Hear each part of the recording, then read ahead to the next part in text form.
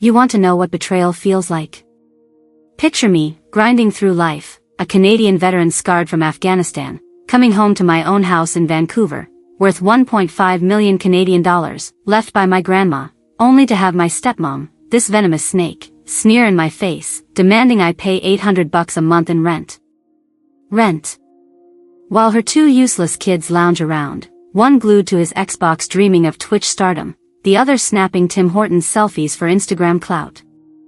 I've been their servant, scrubbing their filth, cooking their meals, swallowing their insults, while they desecrate my family's legacy. She threw my mom's photos in the trash, mocked my grandma's memory, and my dad, stood by, silent, as my heart shattered into a million pieces. I'm done. Done. The pain cuts deeper than any wound I took in war. So, here's where it all began, I'm Liam McKenzie, a 32-year-old Canadian veteran, back from the dust and chaos of Afghanistan, trying to rebuild my life in Vancouver. My mom passed from a heart attack when I was just 10, leaving a hole that never healed. My grandma, Margaret Campbell, Maggie to everyone who loved her, was a military nurse, tough as a North Shore winter, and she stepped in to raise me. She owned this stunning 4-bedroom house in Kitsilano, worth 1.5 million Canadian dollars, perched on a quiet street with views of English Bay. Maggie poured her heart into that place, every corner filled with her warmth, her old maple dining table, her war medals framed in the study. She died in 2020, and I only found out later she'd put the deed in my name, a secret shield against the storm that was coming. Enter Cheryl Dubois, my stepmom, a 45-year-old wannabe socialite who rolled into our lives like a bad storm off the Pacific. Dad, James McKenzie, 50, owns a small construction firm in Burnaby. He met Cheryl at a Toronto trade show, and within a year, she dragged her two kids, Ethan, 27, and Ava, 22 to 2,000 kilometers across the country to invade our home. Cheryl's got this fake, high-pitched laugh, always flaunting her knockoff Coach purses, acting like she's hosting a reality show. Oh, James, this house needs a modern touch, she'd whine, tossing Maggie's handmade quilts into storage. Ethan's a slob, leaving Tim Hortons cups everywhere, obsessed with streaming NHL games on Twitch to his 150 followers. Ava? She's glued to her phone, posting Instagram stories of her overpriced lattes, living off Dad's credit cards. Me? I'm working security shifts, studying online for a business degree, and scrubbing their mess while Cheryl barks orders like I'm her personal maid. Liam, the floors aren't clean enough, she'd snap, sipping her double-double. It's my house, but I was drowning in their chaos, and the worst was yet to come. Alright, let's dive into the mess that turned my life into a living hell, After Cheryl Dubois and her kids, Ethan and Ava, stormed into our Kitsilano home, it was like a tsunami hit. Cheryl, with her fake laugh and tacky knockoff Coach bags, didn't just move in, she took over. She started small, complaining about Maggie's vintage maple furniture, saying it was too dated for Vancouver's vibe. Dated? That table hosted every Canada Day dinner since I was a kid. Soon, she was rearranging the whole house, shoving Maggie's handmade quilts into a basement box and replacing them with cheap IKEA knockoffs. We need a fresh look, Liam, she'd say, sipping her Tim Hortons double-double, her voice dripping with that fake Toronto charm. I wanted to scream, but I bit my tongue, thinking I had to keep the peace for Dad, James McKenzie, who was too busy with his Burnaby construction firm to notice the chaos. Then it got worse. Cheryl turned me into the family's personal servant. At 32, a veteran who'd faced insurgents in Afghanistan, I was scrubbing floors, washing Ethan's sweaty hockey jerseys, and cooking dinners while Cheryl lounged on the couch, binge-watching The Real Housewives of Toronto. Liam, the baseboards need a better scrub, she'd bark, inspecting my work like some drill sergeant gone rogue. Ethan, 27, was no better. He'd sprawl in the living room, yelling at his Xbox during NHL streams, leaving trails of Tim Hortons cups and Donair wrappers. His big career as a Twitch streamer. A pathetic 150 followers, half of them bots, Ava, 22, was just as bad, strutting around in her shine outfits, snapping Instagram stories of her oat milk lattes, racking up Dad's credit card with $500 shopping sprees at Aritzia. Meanwhile, I was pulling 12-hour security shifts and studying online for my business degree, barely scraping by on $20 an hour. Dad, James, was blind to it all. He'd come home exhausted, his pickup truck parked in the driveway, and Cheryl would swoon over him, cooing, "James, you work so hard for us." Us? She meant her and her kids. He paid for Ethan's useless streaming setup, a $2,000 rig for a guy who couldn't even hit 200 views. Ava's car, a shiny Honda Civic, was on Dad's dime too, even after she crashed it twice in Burnaby parking lots. Me? I got nothing but Cheryl's snide remarks. "Liam, you're a grown man. Time to pull your weight." Pull my weight? I was the only one cleaning her kids' messes, cooking her meals, and keeping the house from falling apart. The breaking point came one rainy Vancouver evening in March 2025. I'd just finished a brutal shift, my boots soaked from standing guard at a downtown site. I dragged myself home, 10 kilometers through rush hour traffic, dreaming of a hot shower. But Cheryl was waiting in the kitchen, perched on the island like she owned it, her fake nails tapping on a Tim Hortons cup. "Liam, we need to talk," she said, her voice sharp as a skate blade. "You're living here rent-free, eating our food, using our utilities. It's not fair." James and I agree, you need to start paying $800 a month, plus half the hydro bill. I froze, my heart pounding like I was back in Kandahar under fire. $800? In my house? The house Maggie left me, worth 1.5 million Canadian dollars? I stared at her, her smug grin burning into me. "What about Ethan and Ava?" I asked, my voice tight. "Are they paying rent too?" Cheryl did that fake laugh, waving her hand. "Oh, Liam, that's different. They're my kids, still finding their way. Ethan's building his streaming career, and Ava's focused on her studies." Studies? Ava hadn't cracked a textbook since her first year at UBC, and Ethan's career was yelling at 12-year-olds online for 3 viewers. I stood there, gripping the counter, my blood boiling. Years of their entitlement, Cheryl's orders, Ethan's messes, Ava's selfies, crashed over me like a Pacific storm. I'd fought for my country, lost my mom, buried Maggie, and now this woman, this outsider, was demanding I pay to live in my own home? The audacity, I wanted to flip the table, but I swallowed the rage, knowing I had something bigger up my sleeve. Maggie's deed was my weapon, and Cheryl was about to learn she'd picked the wrong fight. The weight of Cheryl's demand for $800 a month in rent was still crushing me, but what came next carved a wound deeper than anything I'd faced in Afghanistan. It was a cold April evening in 2025, the kind of Vancouver drizzle that soaks your bones. I just finished a 10-hour security shift, my back aching, my mind numb from Cheryl's words echoing in my head. I trudged into the Kitsilano house, hoping for a moment of peace, but instead, I found the living room in chaos. Maggie's war medals, her proudest legacy as a military nurse, earned during her service in the Gulf War, were gone from the study's display case. My heart stopped. Those medals were my last tether to her, to the woman who'd bandaged my scraped knees and taught me to make butter tarts on snowy Canada Day mornings. I stormed to the basement, where Cheryl had been organizing things, and there they were, tossed in a cardboard box, half buried under Ethan's old hockey gear and Ava's discarded shine dresses. "Cheryl!" I roared, my voice shaking the walls. She sauntered in, sipping a Tim Hortons double-double, her fake nails clicking against the cup. "What's the problem, Liam?" she asked, her voice smug, like she was auditioning for a reality TV villain. Those medals were Maggie's pride, her service to Canada. "Why are they in the trash?" I demanded, holding up the box, my hands trembling.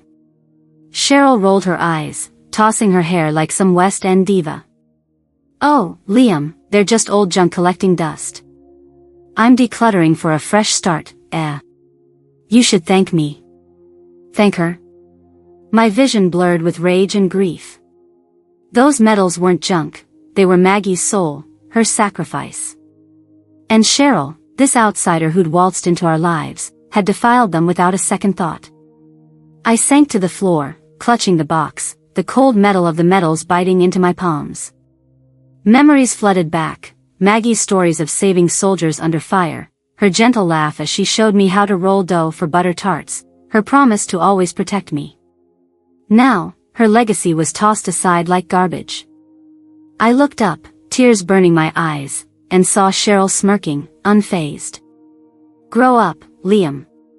It's just stuff," she said, turning on her knockoff Louboutins and leaving me in the dark basement. That moment broke something in me. I'd lost my mom at 10 to a heart attack, buried Maggie in 2020, and now this woman was stripping away the last pieces of them. The pain was a knife twisting in my chest, deeper than any wound from war. But it wasn't just the metals. I stumbled upstairs, desperate to find something of Mom's to hold onto, and checked the attic where I'd stored her old recipe book, her handwritten notes for Nanaimo bars and tourtière, her love poured into every page. It was gone. I tore through boxes, my heart racing, until I found it in the recycling bin outside, soaked and torn in the Vancouver rain. "Cheryl, did you do this?"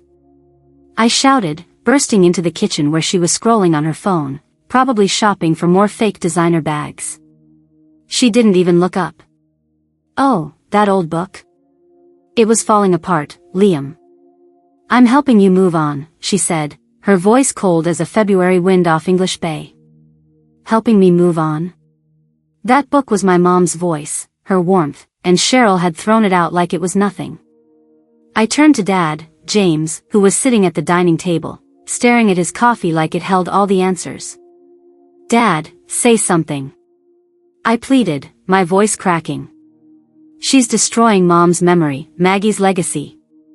He sighed, rubbing his temples, his face etched with exhaustion from his Burnaby contracts. "Liam, let's not fight. Cheryl's just trying to keep things tidy," he mumbled, not meeting my eyes. My own father, the man I'd cared for after Mom died, was letting this woman erase our family. Ethan lounged in the living room, yelling at his Xbox over a lost NHL game, oblivious. Ava was upstairs, filming a TikTok dance, her fake lashes fluttering for her 300 followers. I stood there, alone in my own house, the weight of their betrayal crushing me. The pain was unbearable, like losing Mom and Maggie all over again. But in that moment, something shifted, a spark of rage, a soldier's resolve. I wasn't going to let Cheryl win. Not this time, The pain of finding Maggie's medals and Mom's recipe book in the trash was still raw, a wound that bled with every step I took in that Kitsilano house.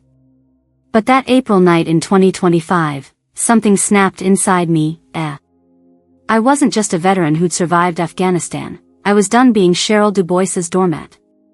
The next evening, I was in the kitchen, stirring a pot of maple-glazed salmon for dinner, the kind Maggie used to make for Canada Day.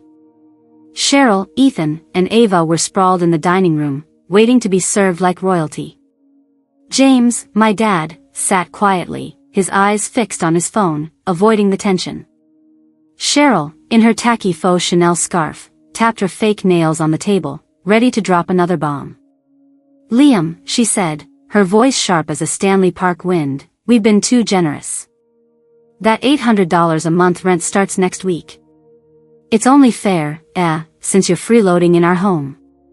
I stopped stirring, the wooden spoon frozen in my hand. Freeloading? In my house? The house Maggie left me, worth 1.5 million Canadian dollars? My blood boiled, but I kept my cool, my soldier's training kicking in.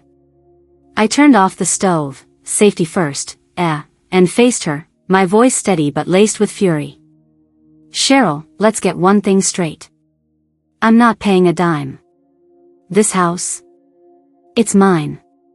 Maggie put the deed in my name before she died." The room went silent, like the calm before a Pacific storm. Cheryl's smirk froze, her Botox-stiffened face twitching like a glitchy Twitch stream. Ethan, 27, dropped his donaire, sauce splattering on his Canucks jersey, his jaw hanging open. Ava, 22, paused mid-tick-tock, her phone slipping from her manicured hands. James looked up, his face pale, caught off guard. What are you talking about? Cheryl snapped, her voice rising, her fake laugh nowhere to be found. This is our house, Liam. You're delusional. I leaned back, crossing my arms, channeling every ounce of resolve I'd learned in the military. Oh, I'm not delusional, Cheryl. Maggie knew exactly what she was doing. She left this house to me, legally, to protect it from people like you. I pulled out my phone, where I'd saved a photo of the deed, stamped and notarized, clear as a Vancouver sunrise. I slid it across the table, watching her eyes widen like she'd seen a grizzly in Stanley Park. Check it yourself, I said, my voice cold. It's been mine since 2020. Ethan snorted, trying to play it cool. Bro, you're making this up. What's next, you own the Canucks too? Ava chimed in, flipping her hair.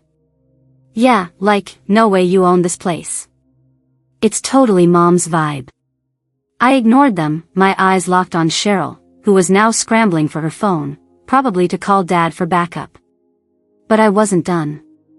Oh, and Cheryl, I said, my voice dropping to a dangerous calm, I've got something else for you. I hit play on a recording I'd made the night before, when I'd overheard her scheming with Dad. Her voice crackled through the speaker. James, we need to get Liam out. Tell him to go to college in Alberta. It's for his own good. The betrayal in her words hit like a slap, and James's weak reply, maybe you're right, cut even deeper. The dining room was a graveyard of silence. Cheryl's face cycled through every shade of red, like a Tim Hortons sign gone haywire. You recorded me, she screeched, her fake nails clawing at the air. That's illegal. I smirked, my heart pounding with a mix of rage and triumph. Not in BC, Cheryl. One-party consent, Look it up. Ethan was staring at his plate, sauce dripping down his chin, his Xbox bravado gone. Ava's phone was now filming the table, probably thinking this drama would get her 500 followers. James cleared his throat, his voice shaky. Liam, I didn't know she'd go this far, he mumbled, but I wasn't buying it. He'd let Cheryl run this house for years, letting her treat me like garbage. I stood tall, my voice steady as steel. Cheryl, Ethan, Ava, you've been living rent-free, trashing Maggie's legacy, and treating me like a servant in my own home. That ends now. Cheryl lunged forward, her voice desperate. Liam, be reasonable. We're family. Family? The word burned like acid. Family doesn't throw out war medals or demand rent from the owner, I shot back. You've got no claim here, Cheryl. Pack your bags. The air crackled with tension, and for the first time, I saw fear in her eyes, real fear. I dropped a bomb, and the fallout was just beginning, The bomb I dropped about owning the Kitsilano house, worth 1.5 million Canadian dollars, left Cheryl Dubois reeling, but I should have known a snake like her wouldn't slither away quietly. After I played that recording of her scheming to ship me off to Alberta, her smug facade cracked, and I saw panic in her eyes. But Cheryl wasn't done, she was plotting something darker, something that would have made even a hardened veteran like me falter. It was late April 2025, a week after my showdown, and the tension in the house was thicker than a Vancouver fog. I'd started locking Maggie's study to protect her war medals, but Cheryl's desperation was brewing like a storm off English Bay.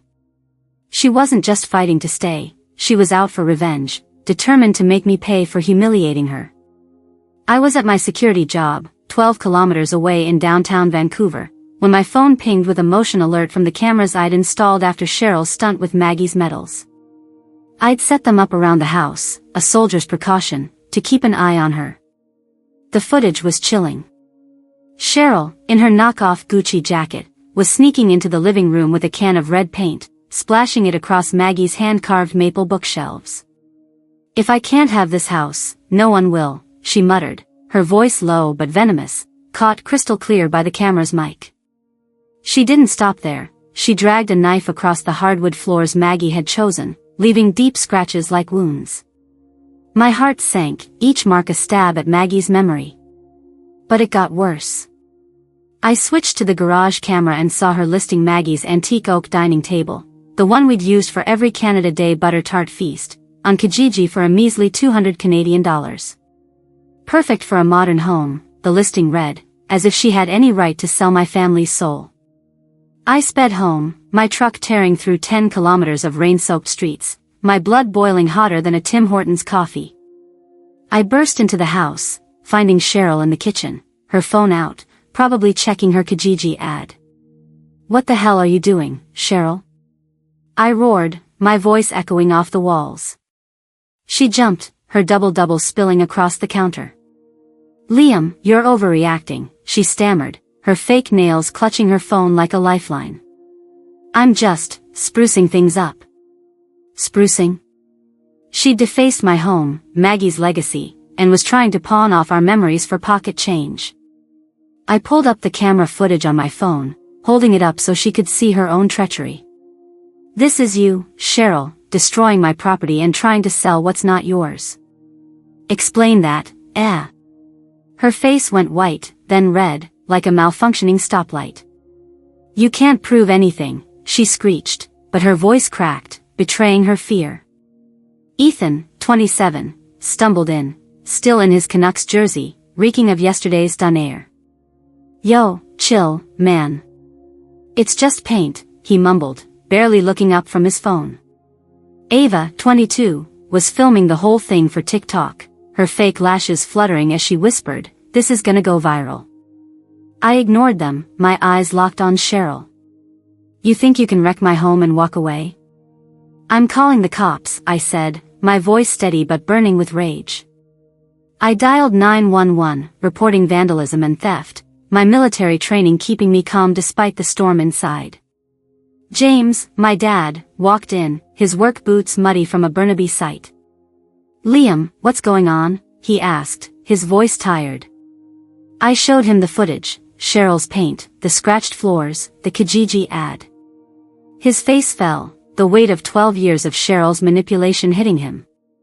"Cheryl, is this true?" he asked, his voice barely a whisper. She tried her fake tears, sobbing, "James, he's twisting it. I was just cleaning up." But the evidence was undeniable, and for the first time, I saw a flicker of resolve in Dad's eyes. "You've gone too far," he said, shaking his head. "This is Liam's house." Cheryl's jaw dropped, her Botox-frozen face unable to hide her shock. The cops arrived within 20 minutes, their sirens cutting through the Vancouver drizzle. An officer watched the footage, her expression hardening. "Ma'am, you're looking at charges for vandalism and attempted theft," she said, her voice firm as she eyed Cheryl's trembling hands. I stood there, my heart pounding, a mix of triumph and grief. Cheryl's revenge had backfired, but seeing Maggie's home scarred hurt like a fresh wound from Kandahar. I wasn't just fighting for a house, I was fighting for Mom, for Maggie, for everything they'd built. Cheryl's reign of terror was crumbling, and I was ready to finish this, Cheryl Dubois's attempt to trash my Kitsilano home, worth $1.5 million Canadian, was the final straw, but I wasn't about to let her slink away after defiling Maggie's legacy. That rainy April week in 2025, after catching her on camera splashing paint and listing my grandma's oak table on Kijiji, I went full soldier mode, I'd faced worse odds in Afghanistan, and Cheryl's desperate revenge plot was no match for a veteran with a plan. The next morning, I drove 15 kilometers to a lawyer's office in downtown Vancouver, my truck rattling through the drizzle. I'd found Sarah Nguyen, a no-nonsense attorney recommended on a Reddit thread, who laughed when I showed her the footage of Cheryl's vandalism. "She's got no case, Liam," Sarah said, her voice sharp as a skate blade. "Maggie's deed is ironclad. Let's serve them eviction notices." My heart pounded with a mix of rage and relief. This was my chance to reclaim my home. Back at the house, I printed out the eviction notices, each one stamped with legal weight, demanding Cheryl, Ethan, and Ava vacate within 30 days. I hired a process server to deliver them, knowing Cheryl's flair for drama would make her dodge the papers. Sure enough, when the server knocked, Cheryl, in her fake Burberry scarf, tried to slam the door. "I don't accept this," she shrieked, her voice echoing through the Kitsilano street. The server, a grizzled guy who looked like he'd seen it all, just smirked. "Ma'am, that's not how it works, he said, slipping the papers into her hands. I watched from the porch, my pulse racing, as Cheryl's face turned the color of a Tim Hortons cranberry muffin, red and blotchy. Ethan, 27, was sprawled on the couch, his Canucks jersey stained with Donair sauce, muttering, "This is such BS, man." Ava, 22, was live on Instagram, sobbing to her 300 followers, "They're trying to make us homeless." Homeless? In my house? The audacity made my blood boil. Cheryl didn't stop there. She called every lawyer in Vancouver, from Granville Street to Gastown, but Sarah was right, word spreads fast in a city this tight-knit. No one would touch her case, not even her cousin, some sketchy paralegal who mostly handled parking tickets in Surrey. Desperate, Cheryl took to Facebook, posting a 500-word rant about how her ungrateful stepson was tearing her family apart. "I've been a mother to Liam for 12 years, she wrote, as if barking orders and trashing Maggie's medals counted as parenting. Big mistake. Sophie, Mom's old friend from her UBC days, saw the post and dropped a comment with receipts, screenshots of Cheryl's snide texts about me, calling me a freeloader, while she spent Dad's money on Aritzia hauls. The post backfired, and Cheryl's so-called friends from her Kitsilano yoga group started unfollowing her faster than you can say, double. Ethan and Ava were spiraling too. Ethan, realizing his Twitch career, with 150 followers wasn't paying rent, smashed his Xbox controller in a fit of rage, leaving plastic shards all over Maggie's scratched hardwood. "I'm not moving out," he yelled, stomping around like a kid who lost at shinny. Ava, meanwhile, went full meltdown on Instagram Live, her fake lashes half off, whining, "This is so unfair. Daddy won't let this happen." But James, my dad, was finally waking up. After seeing the footage of Cheryl's vandalism, he cornered her in the kitchen. "Cheryl, you lied to me," he said, his voice heavy with 12 years of regret. "You can't keep doing this to Liam." Cheryl's fake tears came out, her voice syrupy. "James, he's twisting everything. I was just decorating." But Dad wasn't buying it anymore, his face etched with exhaustion from her manipulation. "I wasn't done, though. The cops had already warned Cheryl about vandalism, but I had one more card to play. I'd kept footage of her trying to steal Maggie's silver candlesticks, another heirloom from her military nurse days, caught on my garage camera when she thought I was at work. I filed a police report, driving 10 kilometers to the station with the evidence. The officer, a stern woman with a North Van accent, watched the clip and shook her head. "This is theft, plain and simple," she said. "We'll be in touch, Mr. Mackenzie." Cheryl's world was crumbling, and I could feel the tide turning. My home, Maggie's legacy, was slipping out of her grasp, and for the first time in years, I felt like I was winning, But the fight wasn't over, she'd try one last desperate move before the end. The eviction notices had landed like a slap, and Cheryl Dubois's world was unraveling faster than a cheap Tim Hortons sweater. By early May 2025, the 30-day deadline loomed over the Kitsilano house, my home, worth 1.5 million Canadian dollars, that Maggie had fought to protect for me. I'd won the legal battle, backed by Sarah and Wen's airtight paperwork and the damning footage of Cheryl's vandalism and theft. The final walkthrough with a sheriff's deputy was set, and I could feel the weight of 12 years of pain lifting, The house, once suffocated by Cheryl's fake Gucci stench and Ethan's Donair wrappers, was about to breathe again. I stood on the porch, watching the movers I'd hired haul out Cheryl's knockoff furniture, my heart swelling with a quiet triumph, tempered by the scars of Maggie's defaced legacy. Cheryl, 45, tried one last performance, strutting out in her faux Chanel sunglasses, clutching a Tim Hortons cup like a prop. "Liam, you're making a mistake," she hissed, her voice dripping with desperation. "This house deserves a real family."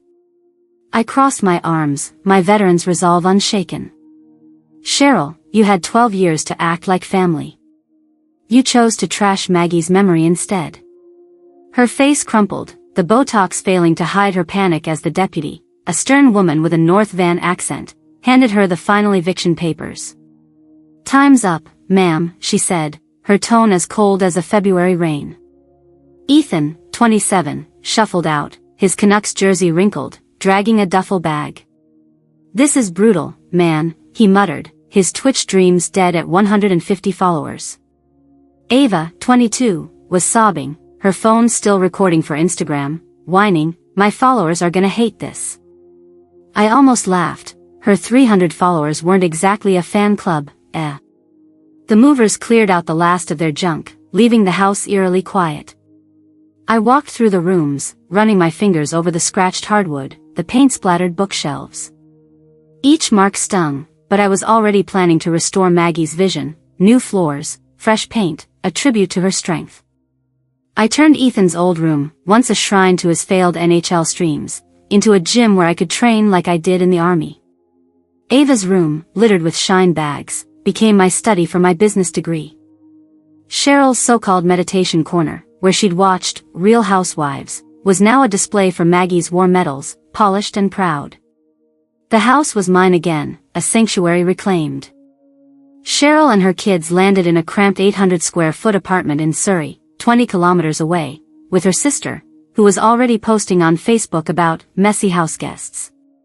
Ethan, stripped of his gaming rig, took a job stocking shelves at Canadian Tire, his streamer career a distant joke. Ava's UBC sorority friends ditched her after her Instagram live meltdown, and she was stuck commuting 25 kilometers to campus, her TikTok now full of humble posts that got roasted in the comments. James, my dad, 50, stayed with Cheryl for now, but his calls to me were heavy with regret. "I should have stood up for you, Liam," he said, his voice breaking over the phone. I didn't forgive him yet, but I felt a flicker of hope. He was starting to see Cheryl's true colors. As for me, Sophie, Mom's friend from UBC, moved into one of the spare rooms. She brought Mom's old recipe book, salvaged from the rain-soaked recycling bin, and we spent evenings making Nanaimo bars, laughing over Maggie's butter tart stories. The house, once a battleground, was now a home again, filled with warmth and memories. I sat on the porch, sipping a Tim Hortons double-double, watching the sun set over English Bay, and for the first time in years, I felt peace, Maggie's legacy was safe, and I'd fought for it like the soldier she raised me to be. Sitting on my Kitsilano porch, watching the sun dip below English Bay, I finally felt the quiet I'd been chasing, The battle for my home, worth 1.5 million Canadian dollars, was over. Cheryl Dubois, Ethan, and Ava were gone, their chaos replaced by the soft hum of a Vancouver evening.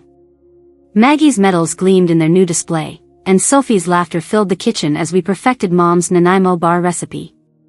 But this fight, this war I'd waged to reclaim what was mine, left scars deeper than the scratches on Maggie's hardwood. It taught me something raw and real: never let anyone, family or not, strip away your worth or your legacy. Maggie, a military nurse who faced fire to save lives, gave me this house to protect me, and I almost lost it to Cheryl's greed. I learned to stand tall, like I did in Afghanistan, to fight for what's mine, no matter how much it hurts. You don't have to be a soldier to know that sometimes, the hardest battles are fought at home, This house, these memories of Mom and Maggie, they're my anchor, my true north. If you've got a Cheryl in your life, someone who tries to dim your light, don't let them. Protect your heart, your home, your story. I'm Liam Mackenzie, 32, a veteran who found his strength in the ashes of betrayal. I'm sharing this on True North Courage because I know I'm not alone. Have you ever faced someone who tried to take what's yours? Maybe a bully, a boss, or even family? Drop your story in the comments. I read every one, If this tale of fighting back hit you, give it a like, share it with someone who needs to hear it, and subscribe to True North Courage. We're building a community here, one story at a time, and I'd love for you to be part of it. Next week, I'll share how Dad finally faced Cheryl in her own game. Stay strong, Canada.